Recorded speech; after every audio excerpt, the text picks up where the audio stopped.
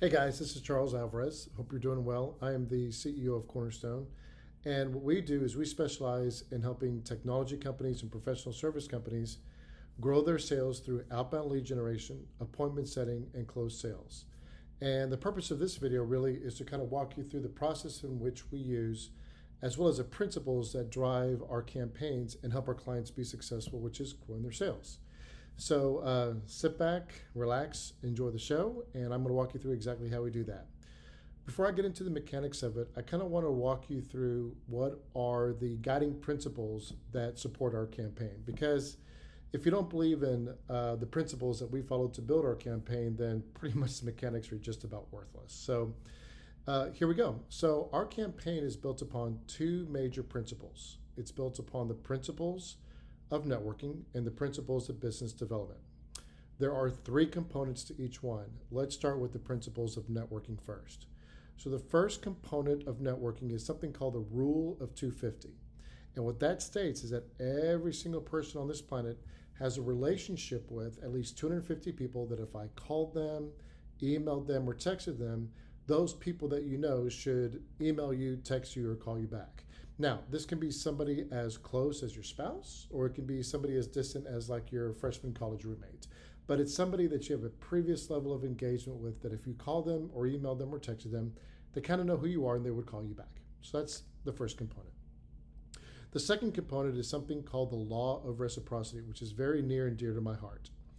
Sales teams has made a mistake over the past couple of years. I don't know who taught them this, but it's just wrong.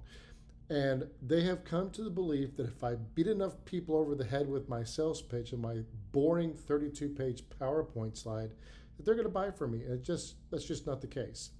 People do business fundamentally with those that they know, like, and trust. So the second component is the Law of Reciprocity.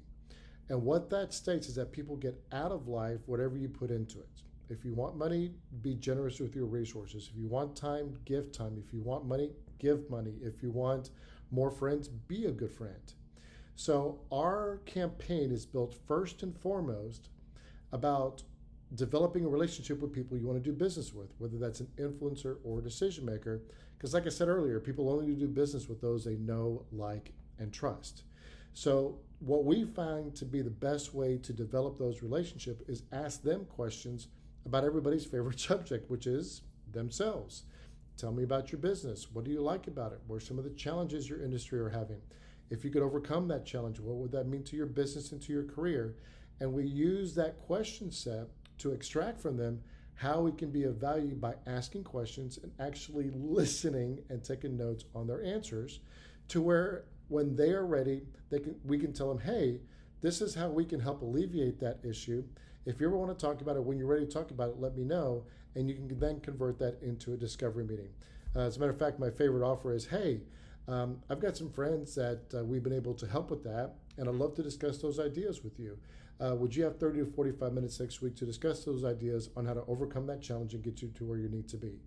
People are willing to talk about themselves if they're given the platform to do so, because let's face it, so many people don't want to listen these days.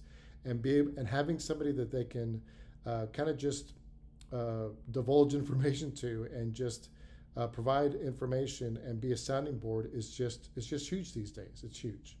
So that's the Law of Reciprocity, where we want to establish a relationship by asking them questions about everybody's favorite subject, which again is themselves. The third component is the art of storytelling. We do a lot of studying on buyer psychology, and our minds do a much better job of remembering stories versus facts and figures. As an example, a couple weeks ago, my daughter was studying for a history test, and she pretty much forgot all of it, 72 hours later. But I told her a story of why the United States had the Boston Tea Party against the UK, and she can remember that story even to this day. So we like using stories to make you and your company memorable in the hearts and minds of the people that you want to do business with, because that's how our brains work. Our designs do a much better job remembering stories versus facts and figures. It's just the truth. We then combine those three components of networking with the three components of business development.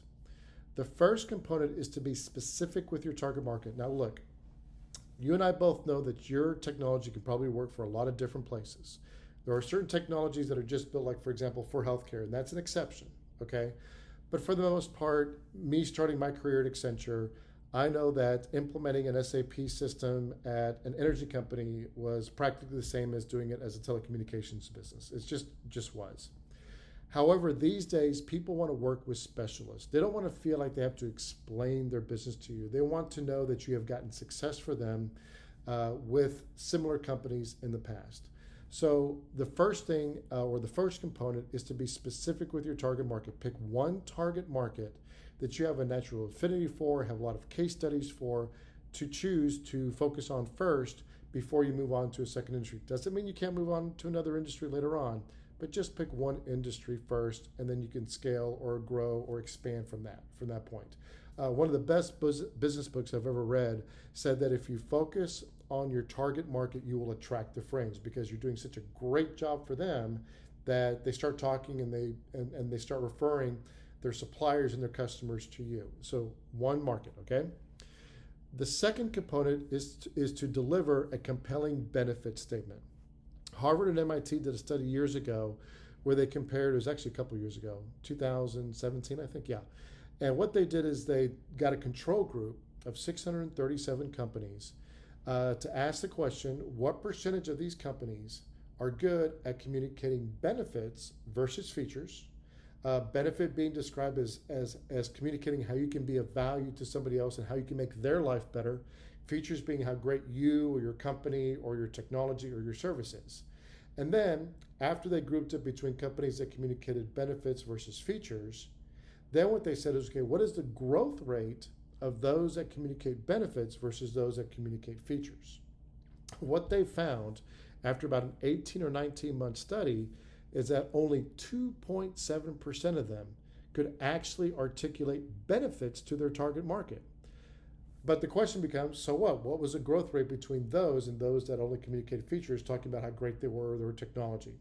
What they found is that those companies were growing anywhere between 2 and 6 times faster than similar companies who are only communicating features. So as you deliver a message to your target market at the top of the sales funnel, you want to talk about or focus on how you can make their life better and to identify with the challenge that they are having. Look, features are important. They're going to want to know about your technology and about your credentials and about what types of projects you've done, but that comes later. We first have to grab their attention by how you can make their life better. And then the third component is to deliver that message to that target market through the right channels. If you're selling technology or if you're selling professional services, I don't think your target market's going to find you on Snapchat, right? So we want to be consistent with how business-to-business professionals interact. What we have found to be the most effective platforms to grow your sales pipeline and ultimately grow your sales is LinkedIn, email, and then the good old-fashioned telephone. I tell my millennial friends all the time that there's this really, really cool app on your phone that's called a phone, and it has a wonderful ability to send and receive phone calls. Yet so few people, unfortunately, use it. So here's why we use those three modalities. The first reason, or let me talk to you about why we use those modalities first. The reason why we use multiple modalities is to make it easy for people to interact with you and have a conversation with you. Some people like electronic messages, some people like to respond to a LinkedIn message, some like to respond to an email, some would rather get a phone call. So instead of trying to guess what type of modality they want, let's just give them a choice, right? So let's start where it all starts, which is LinkedIn. According to whatever research report you read online, and this is true for our business as well, and it's true for our clients' business, approximately 80% of new clients originated with a connection on LinkedIn. 80%. So the reason we use 80%, the reason we use LinkedIn is because approximately 80% of deals originated or got started on LinkedIn. So that's why LinkedIn. The second component, or the second part of the process, is email. Now, we don't use email to sell them your product. No, that's not the way to go about doing it. We've tested it over 400 campaigns and it just doesn't work, okay? People want to use email to sell stuff when instead what people want on email is communication or information.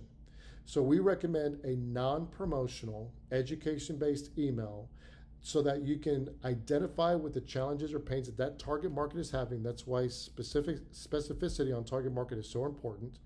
And then we give them an idea of how much better their life would be if they were to use your technology or service, and how you bridge the gap between where they are now, their challenge, and where they want to be, their ecstasy or their vision or their goal. Okay? And then we use the phone for a very simple reason. The American Marketing Association has come out with a report for the past, 11 or 12 years on marketing stats.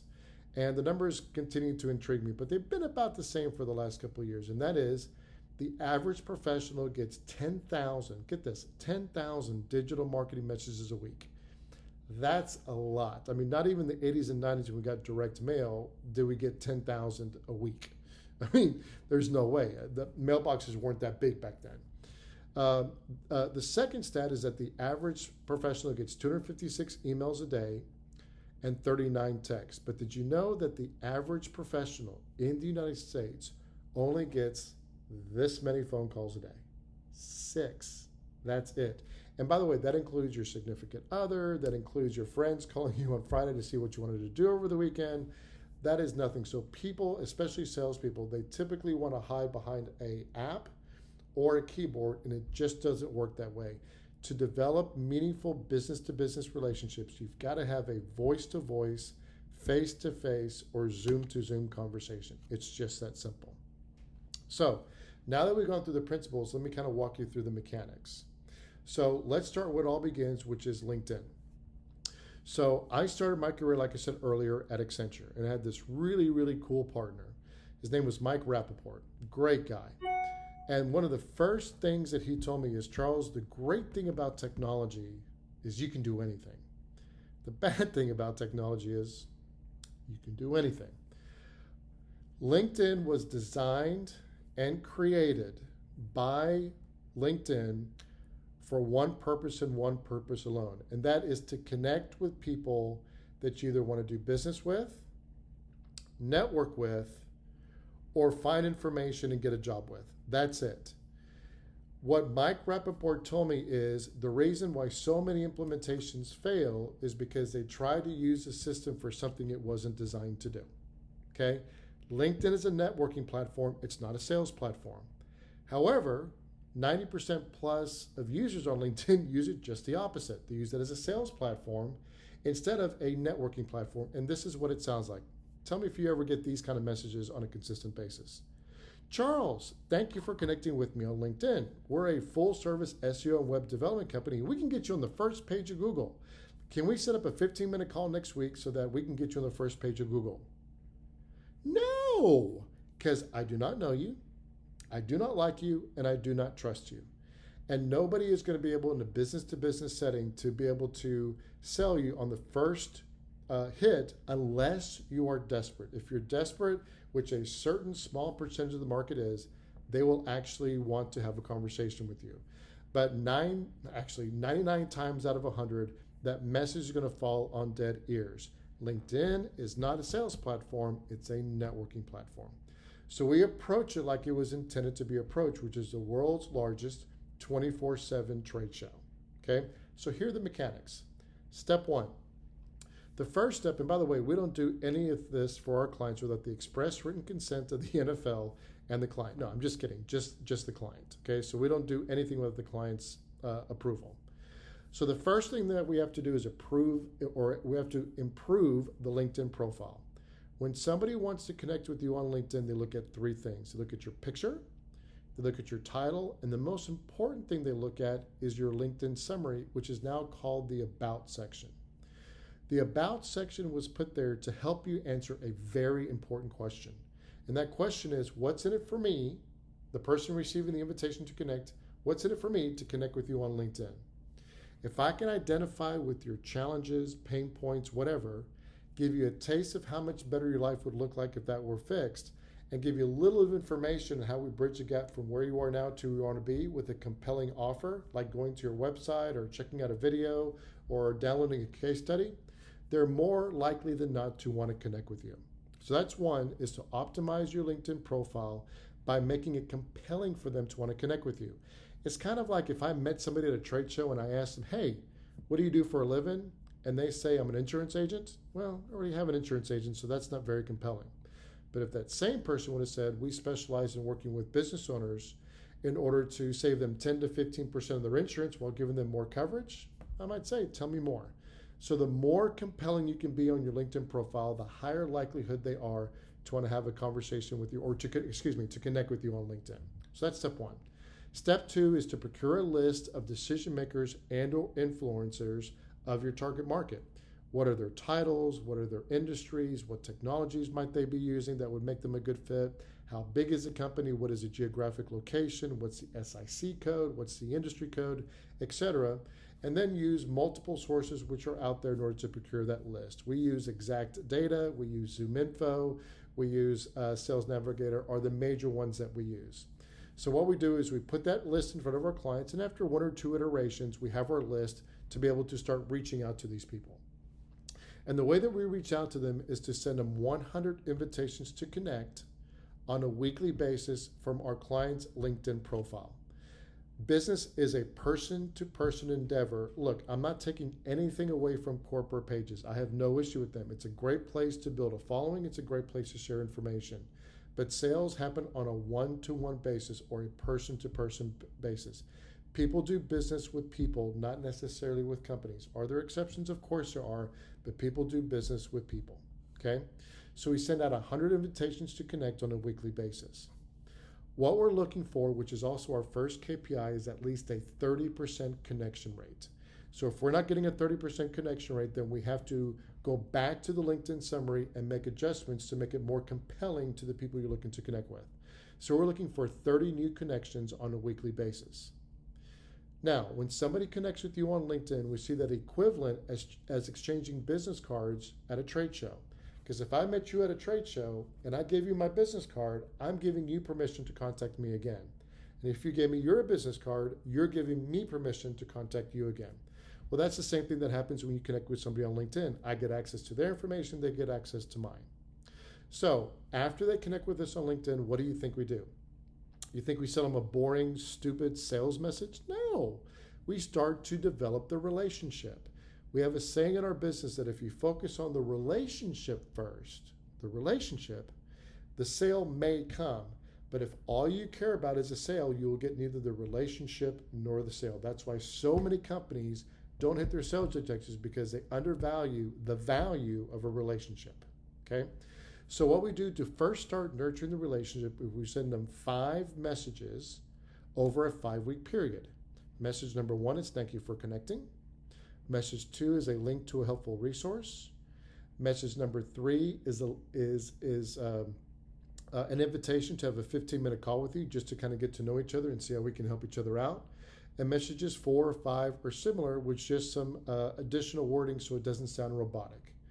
And why do we recommend having a 15-minute call? Very simple. Everybody has 15 minutes, and the risk or the perceived risk by the person on the other end of the line is low, because they're thinking, hey, worst case scenario, I waste 15% of my life. I can recover from that. And if I really don't like this person, I can always click disconnect. So it's a low risk offer to make somebody that you're connected with on LinkedIn. And typically people connect with you on LinkedIn for a very specific reason, okay? So from those 5 messages over a 5-week period, you should get somewhere between 5 and 10 appointments per month. In other words, 5 to 10 introductory calls per month just from those 5 LinkedIn messages. Most of our clients are getting that, if not more. Those that I've heard, they're not all clients, thank God, knock on wood. Those that are not getting that is because you're being too salesy in those messages. Like I said, people come to LinkedIn to get to know people, network, get information, or find a job. It's just that simple. None of those reasons were to get sold, not a single one. Okay, and by the way, we've tested sponsored ads and all that kind of good stuff, and they don't work as well as just a simple one-to-one reach out to invite them to have a 15-minute call. That works the best. So for those people that actually did not take you up on the offer to have a 15-minute call with you through the LinkedIn messages, what we then do is start the email campaign. So what we do is we upload those new contacts into HubSpot, where we're going to design, create, and send one non-promotional, education-based email every Thursday at 10 o'clock local time to your prospect. Are there exceptions? Yes. Some of our clients go after dentist offices to sell technology or professional services. Well, a dentist is probably not going to be available at 10 o'clock, so we might do it at 7 o'clock in the morning or 6 o'clock at night, for example. But for the most part, 10 o'clock in the morning on a Thursday typically has the highest click rates and the highest open rate. So that's why we send it at that point. We create all the content. We've got copywriters. We create all of the marketing collateral that goes with it, whether it be case studies, white papers, etc. We create all that and we send it every Thursday at 10 a.m. local time to the prospect. We let that marinate in your LinkedIn Connections inbox until Monday morning, where at that point, we actually have a process or an algorithm inside of HubSpot. And what it does is it measures the level of engagement on a scale of 1 to 100 of what they did with your emails. And after running more than 400 of these campaigns, we find that those that have an engagement score of 52 or greater are more likely than not to want to have a conversation with you. So at that point, we recommend reaching out to them, and we either coach your sales team on how to do that, or we have callers in-house that can do that for you to set up a 15-minute call by reaching out to the people that engage with that email engagement or that email that you sent them those Thursdays. The algorithm takes into consideration positive and negative aspects. Positive behaviors are open the email, I read it, I went to your website. Or I opened your email, I read it, and I downloaded content. It also looks at negative things like I didn't open your email or I opted out, which has huge negative points. Or I haven't opened an email. So it takes positive and negative behavior into account. Now, we have 2 reports that we give our clients every single Monday. One is the LinkedIn report, and the second is the email engagement report. The LinkedIn report is just a listing of all the people that we've connected with on your behalf, their name, their telephone number, their email address, their company name, how many messages they've received, as well as whether or not they have replied. The second report is called the email engagement report, which is a subset of your LinkedIn report, but it only contains the LinkedIn connections you have that have actively engaged with your emails that are showing some level of interest in what it is that you do. Now, look, I'm not telling you that every single person that reads those emails and engages with it is interested in buying with you right now. You've got to take into account a normal sales cycle. What I can tell you is that those people have some level of curiosity, and it's our job as salespeople to find out what that level of curiosity is. In other words, is it just kind of a kicking the tires? I'm just curious what this company does. That's on one end of the spectrum. To the other side, which is, look, we're looking to buy this in the next 3 to 6 months, and I'm thinking about maybe making a consideration, and everything in between. Our job as salespeople is to find that out and not prejudge the lead. Don't prejudge leads. You never know where it leads. I have had clients that have said, Charles, this is a terrible lead, and it's turned into a really, really nice size account. Okay? So don't prejudge leads. And the script that we follow is pretty simple, pretty straightforward. It's relational because, again, if you focus on the relationship, you might get the sale. But if all you care about is a sale and you look at people like a slot machine, you're going to fail miserably in sales. It's just that simple. Yes, you will get the people who are desperate, absolutely. But you cannot build a scalable business on people, or only people that are desperate. Can't happen. You'll get your fair share of them, but you can't build a scalable business or a large business doing that. Okay? So from that list, we recommend that our clients call them and with a very simple relational script, which is, hey, this is Charles. You and I are connected on LinkedIn. I'm the type of person that likes to get to know my LinkedIn connections. Can we have a 15-minute call next week just to kind of get to know each other, see how we can help each other out? Typically, our clients are getting 1 appointment for every 6 to 10 dials that they are making. And I mean, gosh, imagine what would happen to your business if each member of your sales team had 15 to 20 meaningful conversations each month with decision makers or influencers in your target market. Things would probably get better in a pretty short amount of time. I hope this video was helpful for you. If you'd like to find out more on this process and how we can help you drive sales through outbound lead generation, appointment setting, and in some cases we act as an extension of our client's sales team, please go to cornerstonegrowthsolutions.com. That's cornerstonegrowthsolutions.com, or you can call me directly, 713-530-9764. Again, that was 713-530-9764. Hope this has been helpful. Have an awesome day.